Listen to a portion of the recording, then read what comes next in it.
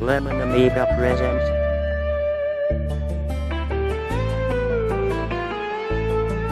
a Play Giant video review. Sit back and enjoy the show.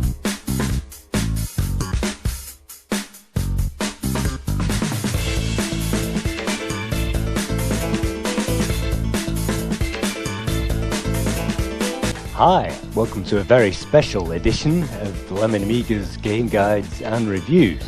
This time we'll be taking a look at the top 10 worst Amiga games as voted for by the Lemon Amiga crew in January 2013.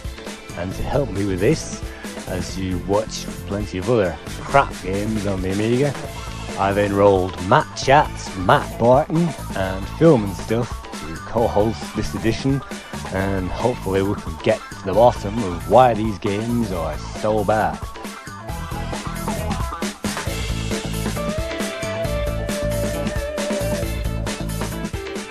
So to kick this off, here's the first of our runner-up games, and your host, Matt. As you know from previous Matt Chats, my name is Matt Barton. All right then, without further ado, let's play Rolling Ronny. Here, in honor of my friends over at the English Amiga board, is the Amiga version of the game. This was one I spent I don't know how long playing on my Commodore Amiga platform. Before Tomb Raider and its cousin, if you will, Mario 64, released around the same time. Almost all platform games were two-dimensional. And as you can see, the graphics here are detailed. You can see the interface down there. It's a very simple, intuitive interface. It doesn't take very long to master this, but there are some things you have to know. Which really goes to show how important it is to have the manuals that came with these games. Otherwise, you'll miss out on a lot. Alright, let's skip a little bit.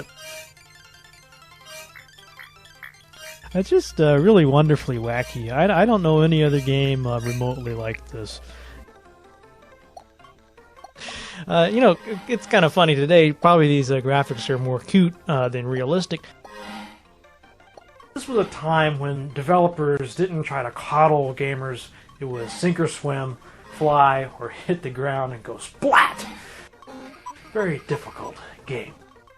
Now this game is a great example of the wonderful things that can happen when you take an extremely talented game designer, you put him in a studio, and you let the guy do his job. Now that might seem like a common scenario to you, but unfortunately it's a very rare occurrence in the modern games industry where, as we've learned, almost all games are, if not created by, at least dictated by, committees of people, some of whom have really no knowledge of fun, marketing types, guys and gals in suits who really have no business calling the shots, but who've done some focus groups or whatever, and think they know what you want in a game. This guy can leap over buildings with a single bound, but he can't step over a 3-inch rail. Apparently these women are quite snobby. It's a very lighthearted and comical game. It's not a game that takes itself very seriously. Alright, let's skip a little bit more. It's actually quite a large map. There's a lot of areas to explore, a lot of finely detailed work there. Once the game gets rolling, it really rolls at a good pace. So obviously, the sooner you can get a few levels, the better. This will get a lot easier. Hey everyone, Filmnstuff here. Typically if I play a video game, I try to beat it. Obviously I don't always succeed, but I at least give it the old college try. Unfortunately, there are some games that 5 minutes in, I just know I'm not going to beat this game. And not only that, I don't want to beat it. So anyway, let's get into it. Dark Castle for the Amiga. Now admittedly, this first part of the level is not too bad. Oh, who the fuck am I kidding? It's bad. Look at this fucking background. What the fuck, do they have like a 5-color palette or what? One of the biggest problems in this level, and indeed this game as a whole, is that the controls are really awkward. Once you finally manage to reach daylight, you think, okay, that was pretty terrible, but it's over now, right? Oh no, the fun has just started. Alright, so you're in the cave and you have to jump across these narrow platforms. Guess what the level throws at you next? Bats, folks. A wall of killer bats. Are they fucking kidding me?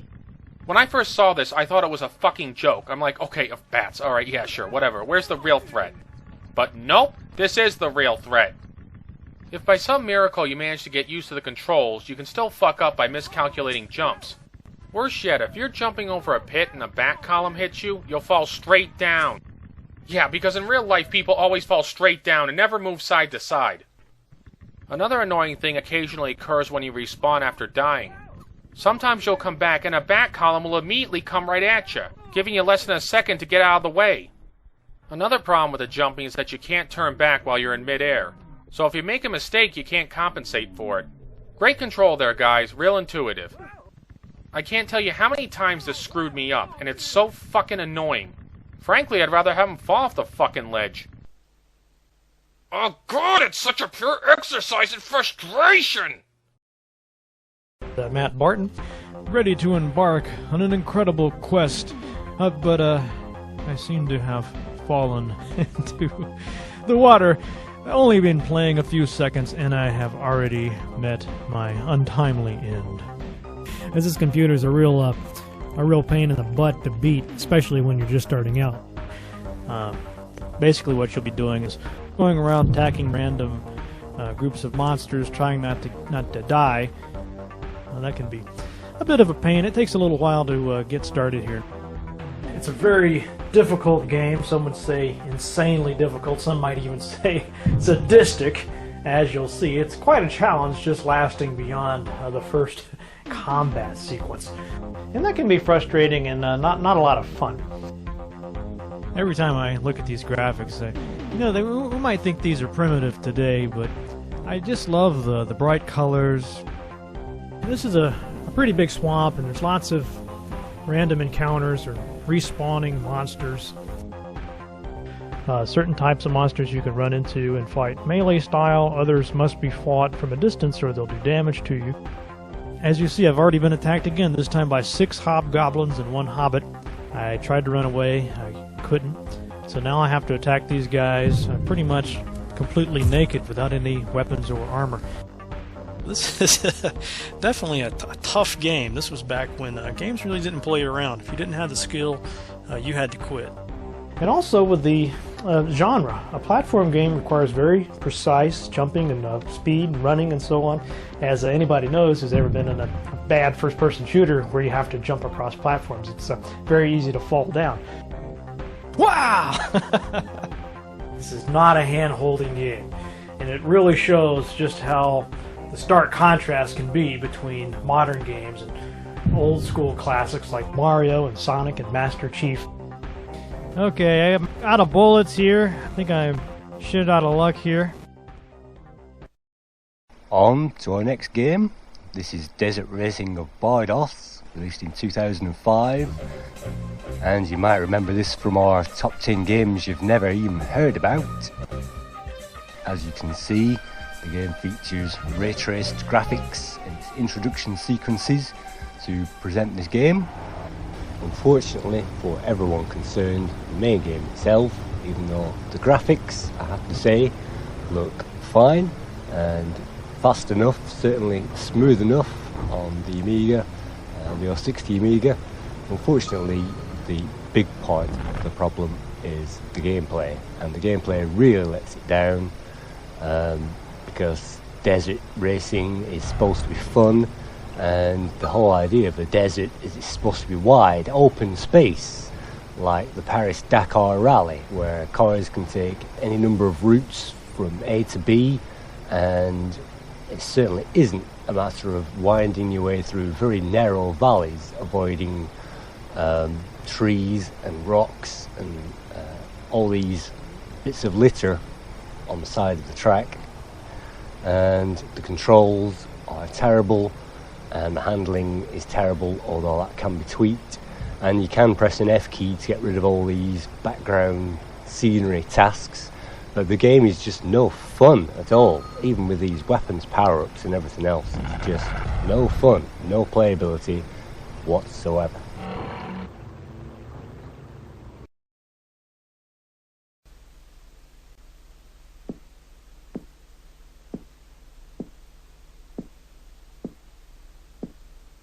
Alright, so let's have a look at the next game.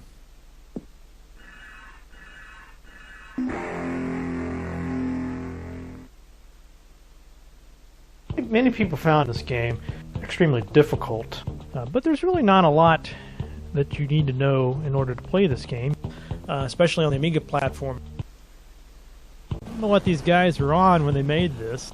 And as you can see for graphics, these are very primitive. They look to me like something a rather demented child might draw up. It's kind of scary stuff. Well, at least you get to hear that pleasant little ditty. I thought it started to lose its appeal for me after about the 100th time I heard it, but your mileage may vary. I'll let you decide that on your own. The movement is kind of clunky. You know, you turn really slowly. A lot of this is kind of up to luck, I think. Of course, back in the day, you'd just been screwed. This is crazy. I mentioned this game is really difficult. I don't know what the hell that is, but I assume it's pretty old school. Okay, let's try this again. I don't know why we do this, guys. I don't know. In some way, it's fun. Tedious, but fun. Look at how convoluted this maze is. Now, I don't know about you guys, but when I was a kid, I found them to be frustrating as hell. I don't think a member of Mensa could solve this fucking maze on the first try. There's a long, tedious grind through a maze that is seemingly inescapable. And the game designers just expect you to get on through it with no problem. Yeah, right. God fucking Christ, I hate them! As if the controls are that great to begin with. Speaking of controls, they suck too. Another big problem is that you have a limited number of lives and continues to beat this level. And if you have no lives left, well fuck you! You have to go back to the beginning. Oh my, what fun! Whoop-de-shit. That's it. Fuck this piece of shit-sucking uselessness. I'm done with it.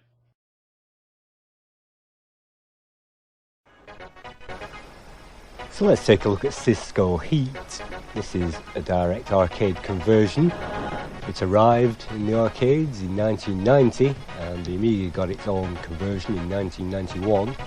So let's just dive into the game and check that out. In this driving game we play as a cop and it's our job to beat 8 other racers in a race through San Francisco in this case, which is the first stage, and it's a complete arcade conversion. You can see everything from the arcade is in there. The graphics are smooth and even the checkpoints there as we go over the Golden Gate Bridge. I do apologise for the screen flickering as well, but the graphics are smooth and they certainly represent the arcade down to the T. They certainly have done a great job, and even the backgrounds there are well drawn. And this game comes with sound effects and music being played at the same time, which was not a thing the native Amiga could do very well. But you might notice I'm moving quite slowly here, and that's because I've only just figured out that I have to press space to change gear. So let's try that again, and this time let's use all the gears in the gearbox. Let's get past those 8 other cops, get over the bridge. So let's see how much speed we can deliver here now in high gear. 169, 179 on the jump there, and well, it's smooth, but unfortunately the car feels like it's driving on a frozen lake, so that doesn't help.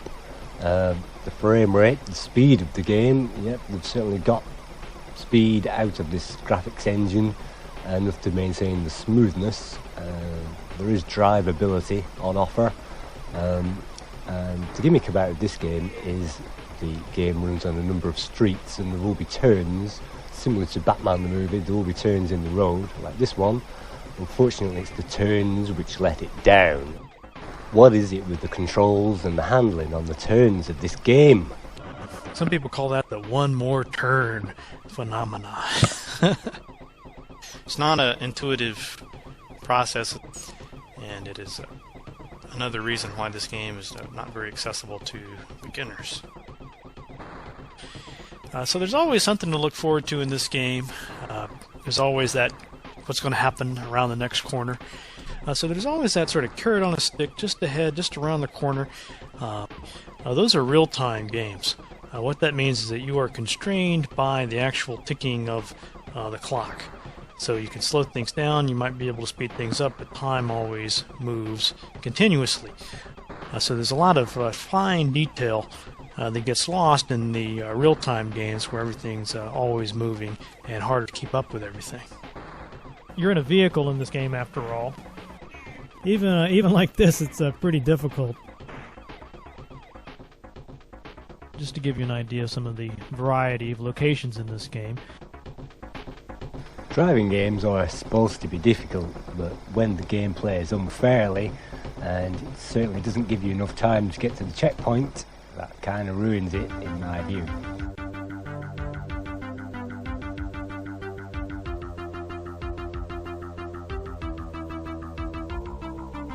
So, Microprose Soccer. This was Sensible Soccer predecessor. This was developed by Sensible Software's John Hare and Chris Yates in 1988. In this game you can choose full 11-player soccer or 60-side indoor soccer, and you can play leagues and cups and friendlies.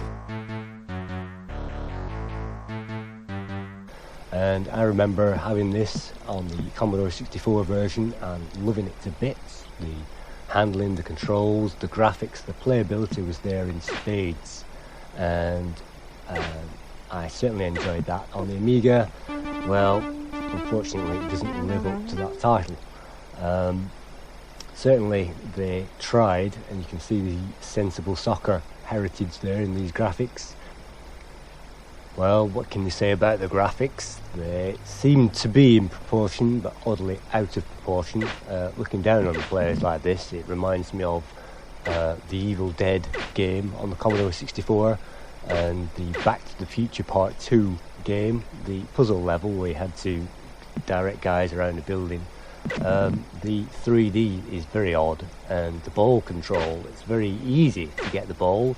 The player notices that the ball sticks to their feet pretty much like glue, and so once you get the ball like this, I mean, look at this collision detection. Once you get the ball, all you have to do is to keep it up there, walk up there with it, and then the next problem is scoring the goal. And maybe it's my controls, maybe I'm just no good at these football games, but I can get the ball, no problem. I can walk up the pitch with it, no problem. I can outrun all those guys, they're limited intelligence, but I just can't get anywhere near it. And then the whistle goes.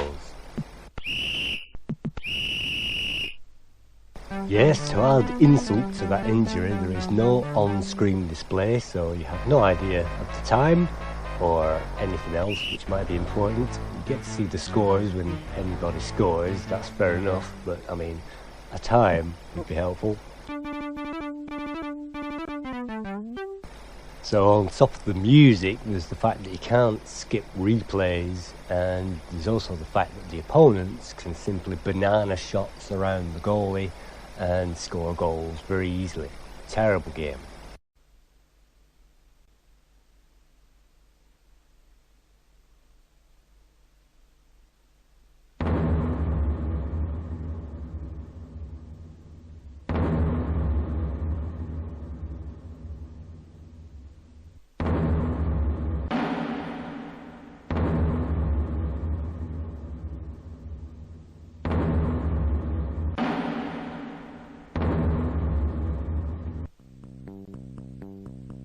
Alright, so now we come to Akira, probably one of the most hated games on the Amiga. Why? Well, I never got past level 1, let's see if I manage to make it any further this time.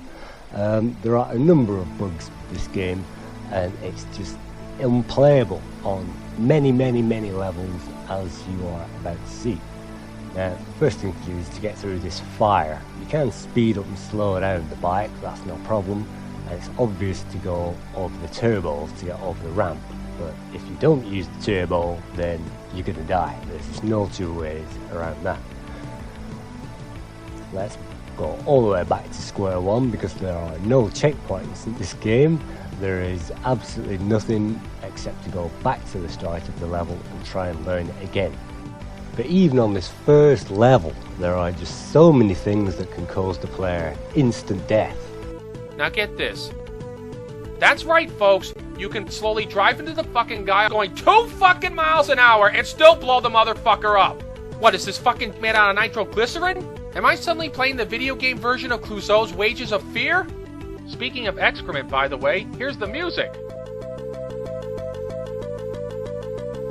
Oh lord, this sounds like the music in Hell's Waiting Room.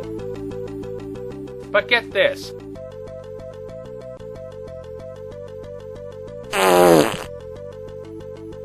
Like here, you mean to tell me I can't just knock the fucking guy off the road? This is just pure fucking torture. So after going through even more of the same repetitive shit, you finally get to the end of the level. But no, we can't do that! So in conclusion, a long and repetitive level is bad enough. But when it pulls cheap shit too, that's really the fucking final straw.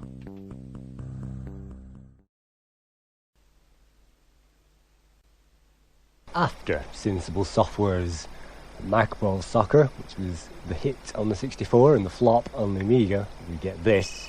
This was released by Empire in 1989. This is Gazza's Super Soccer.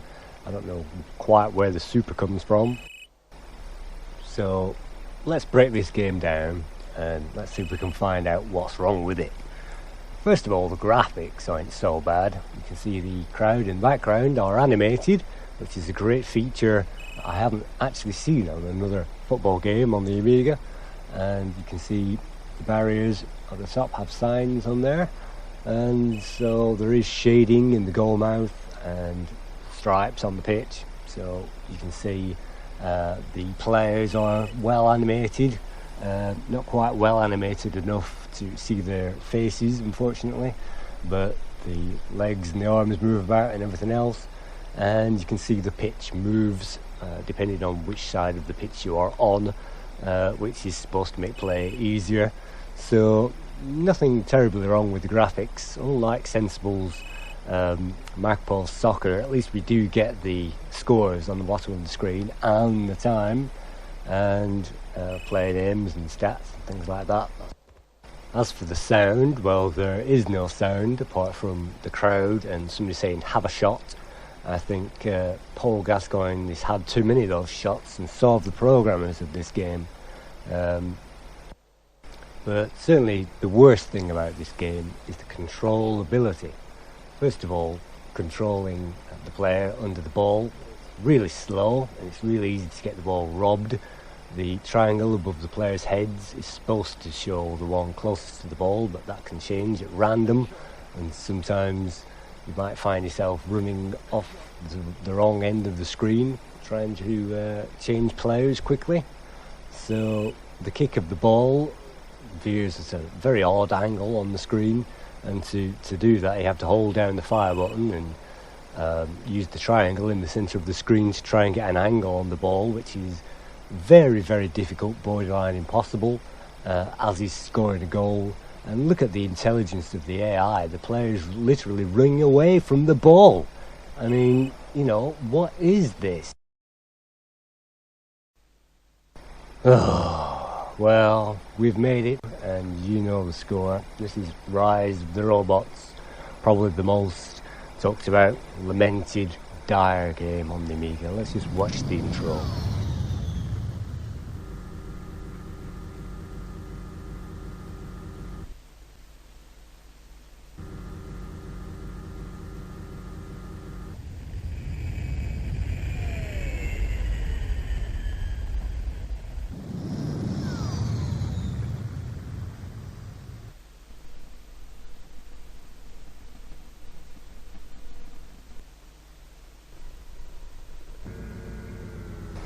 You can certainly see where most of the money disappeared on this game.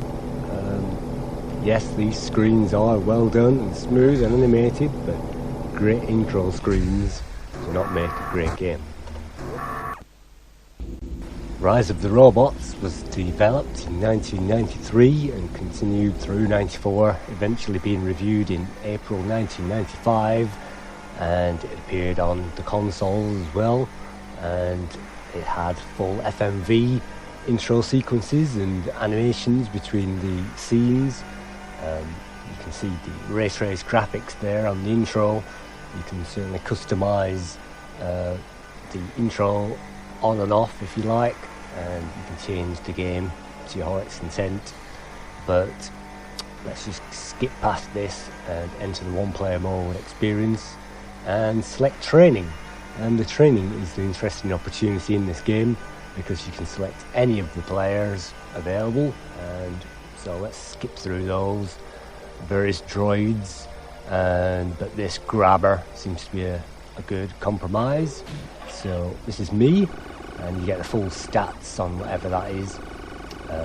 Droid 2, so that's me. I'm playing on the right, and the computer is playing on the left. So this droid has got plenty of skills which I can use before I experiment and use the cyborg for the main game.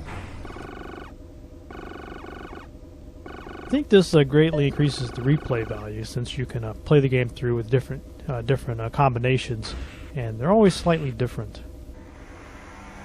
Of course, there's also a great technical achievement here. And as you can see, they've sharpened the graphics here. And while this may have been a step forward, they weren't quite there yet. Let's just put it that way. I mean, a lot of different models were tried, but nobody could seem to get it right. It was either too hard to see the action, or it would make people dizzy and even vomit. The animations are a little bit higher resolution, I suppose. I don't know if you would necessarily be that impressed with these graphics even back then. It's mostly just a nice touch, and also a way to get to keep the game moving.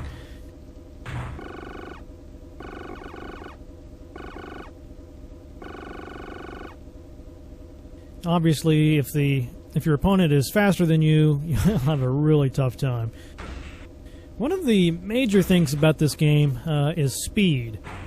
Some people might think it's a little too slow, but I appreciate that because it gives you a lot more time to enjoy the game and plan your strategies. But other people, though, slammed it for that very same reason. They felt like they were just sort of cast adrift in this game world without any real purpose. I get him down low enough, and then you can just attack him directly. Which is a strategy that, as I understand, almost everybody uses. As this computer is a real pain in the butt to beat, especially when you're just starting out. So let's watch.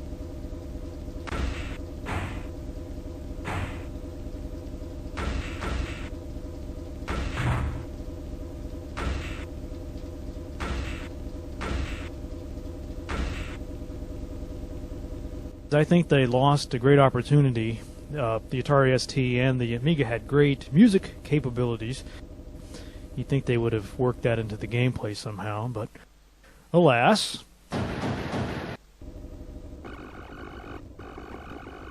Now, it has to be said, Rise of the Robots comes with a certain number of bugs. First of all, in two-player mode, player 2 can never win a game. Second of all, in one-player mode, one action can be used repetitively to kill a robot.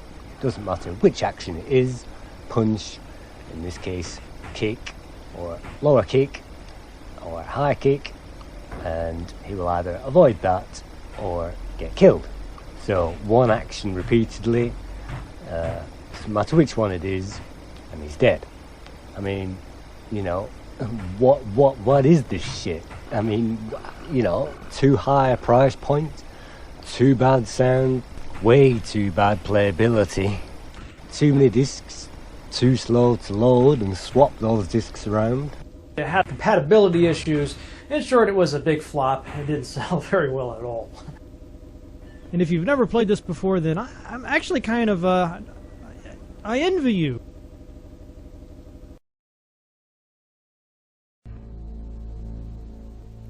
Before I begin, I have to say that with few exceptions, I'm not really a big fan of racing games in general.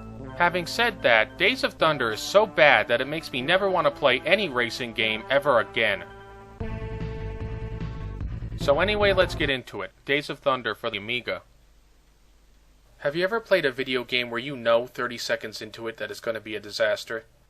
This game does so fucking much wrong that I actually think 30 seconds was too optimistic. No, more like 10 fucking seconds. That's how long it took me to hate this game with a passion. And if you play this game, I can guarantee that it'll take you a minute or less before you get so pissed off that you'll throw your controller or your keyboard out the window. Now, I'm not saying that this game is perfect. Like any game, it has its fair share of flaws. But already you can see that the graphics are really shit. Look, I'm not asking for 1080p graphics here, but come on. Just a bunch of fucking green and brown blobs in the background. There's no texture, no depth. It looks like shit. It really does. Look at it. Oh, and look at this fucking road here. Now, I can turn a blind eye to bad graphics if the controls are pretty good, but in this case, fucking forget it. It's a loss. You accelerate by pressing up, and you decelerate by pressing down. But the big problem comes in moving the car left and right. The controls are so sluggish when you move it left and right that I swear the fucking vehicle is weighed down with cement. Could the game get any worse than this? Compare it to another game, like say Rad Racer, where the controls are much smoother. Yeah, I know it's a video game and all, but come on, give me a fucking break, please. Here's where the game really falls apart. It still goes slow as fuck. Look at this fucking thing. It's going about 4 miles an hour. I have to speed up a lot of this footage because if I don't, we'll be here for about an hour. Not to mention that the gameplay is so fucking repetitive. Along with all the other insanity, you can add piss-poor hit detection into the mix. At this point, you've lost. No matter how fucking fast you go, you'll never catch up with the other drivers, so you may as well just shut the damn game off. You know what the worst thing of all is, though? The other cars don't have to pit. That's right, they don't have to pit, but you do. That is total fucking bullshit. Like here, you mean to tell me I can't just knock the fucking guy off the road? Christ, what is this fucking car made out of? Styrofoam? Before I wrap this review up, there's one other point that I want to mention. You hear that sound? It sounds like a Terminator endoskeleton trying to masturbate with a frying pan. And if there is any fucking justice in this universe, hopefully the people who created this game have lost their jobs and are now doing something more worthy of their talents. Like shoveling cow shit into a ditch.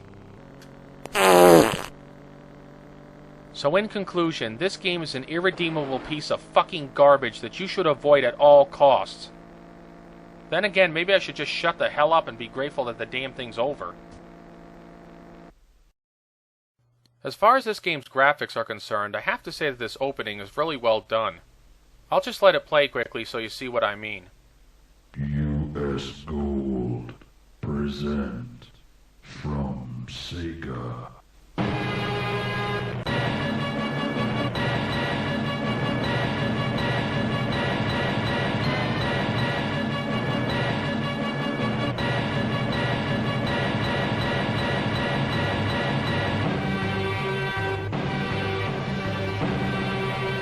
Outrun.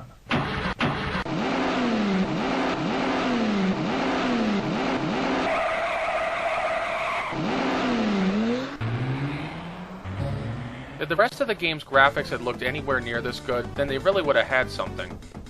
Outrun, the Amiga conversion, as voted for by the Lemon Amiga crew, and the bugs in this game start from the get-go. So you can press fire on the joystick to drive off into the distance, but if you should press the 1 key, not F1, not escape, the 1 key, you'll gain access to this menu where you can choose the music and the game options and turn sound effects on and off and that kind of thing. But it certainly seems odd to press the 1 key to initiate that sequence of events, and to make matters worse, when you press escape or start to continue the game, the card doesn't move anywhere, because when you select the menu to change the options, the mouse takes control, so you have to go back to the menu, select the joystick, and select start all over again. And the second thing of note, if you don't rev the engine up, the car really does take off very, very, very slowly. In fact, speed is one of the critical factors of Outrun, and speed is just not quite fast enough. Take a look at these graphics. Is this arcade perfect? Well, absolutely not. Every single colour on the Amiga version is wrong compared to the arcade, from the sky colour to the sea to this puke yellow border which surrounds everything and covers the land, and touching one obstacle will make you crash, and unfortunately the Amiga version is very, very, very slow to recover from a crash. And even comparing the game to its own title screen, you can see the graphics are squashed and flat, and so the game can't even live up to its own title screen. The controls are loose, the frame rates are slow, and the overall speed of the game certainly doesn't remind me of Outrun. I was expecting a disaster of cataclysmic proportions, like a big turd coming from outer space and burying Earth in shit. To begin, the graphics in this game are fucking atrocious. You have to avoid hitting posts and other vehicles when you go into turns, and you get no goddamn warning or anything. No, it just fucking appears out of nowhere. And as if that isn't bad enough, you also have to worry about the time. You're still not given a lot of time to get down this road. But the clock turns out to be the real problem, because with it, you cannot drive carefully. Instead, you gotta race down the goddamn road and hope you don't hit anything. And what happens if you run out of time? You lose a life. Alright, maybe I'm overreacting just a little bit. Who, me? Never. As for the music, it's really not that bad. But you hear that sound? Of all the sound effects that you could have chosen, that was the best one? Run, and you've probably heard of this. It's a very popular game, very famous, routinely shows up on the best ever lists. Scattered around the net. You know, there's about 1 billion of those. This became their flagship or major franchise, and they released a bunch of ports of it, sequels of it, variations of it. It's kind of crazy when you try to look at all the different versions. Here we have the Commodore Amiga version, which was released a year later. One of those legendary flops of the home computing industry. Now, the critics were pretty harsh on this game. They really hated it.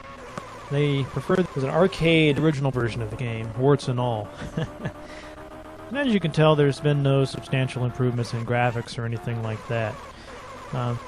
It seems strange today, but back when games like this were being made, there were lots of rival computing platforms, and they were very different internally. So it had been a huge chore to try to write separate versions or to port them all independently. The downside of that was, though, that all of the games, even on the more advanced platforms like the ST and the Amiga, looked identical to this. So I guess it cuts both ways. Seems like some of the hardcore fans thought this was a travesty. There were, of course, lots and lots and lots of racing games that came out before this.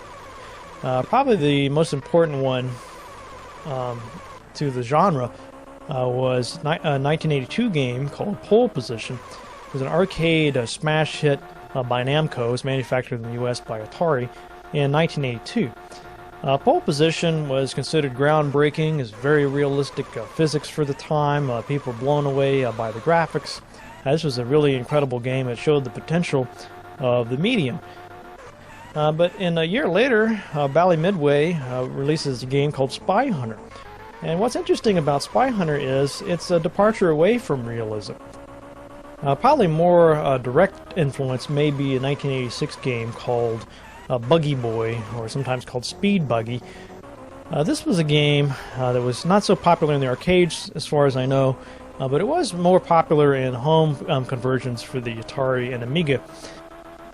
A year after that, in 1987, we get another arcade game called Road Blasters by Atari. But again, like Spy Hunter, we have machine guns mounted on this thing. We got all kinds of power-ups. It's a very fun game, very popular. And that's all for this week's episode. Hope you guys enjoyed that. As always, I want to thank everyone who has donated to the show. That really means a lot, and it's really wonderful that you guys are just as interested in supporting classic games as I am. So thanks very much. So, thank you very much for watching, and hope to see you again soon in another video production. I'd just like to take a moment to thank everybody who subscribed to my channel. When I first started posting videos on YouTube, I thought I'd be lucky if maybe 1 or 2 people would watch my channel and subscribe. But I appreciate everybody out there who's watching me, whether you subscribe or not. As for my new videos, I'll have them out as soon as I can get to a fast computer. And speaking of which, I'll have to wrap this up quickly if I want to upload it. So thanks again for watching. This is Filmnstuff signing off. Peace out. And as always, I want to leave you with a quotation from, this time from Mel Brooks. And it goes something like this. Good taste is the enemy of comedy. See you guys next week.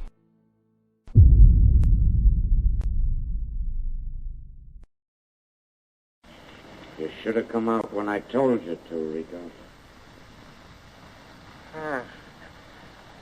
Mother of mercy.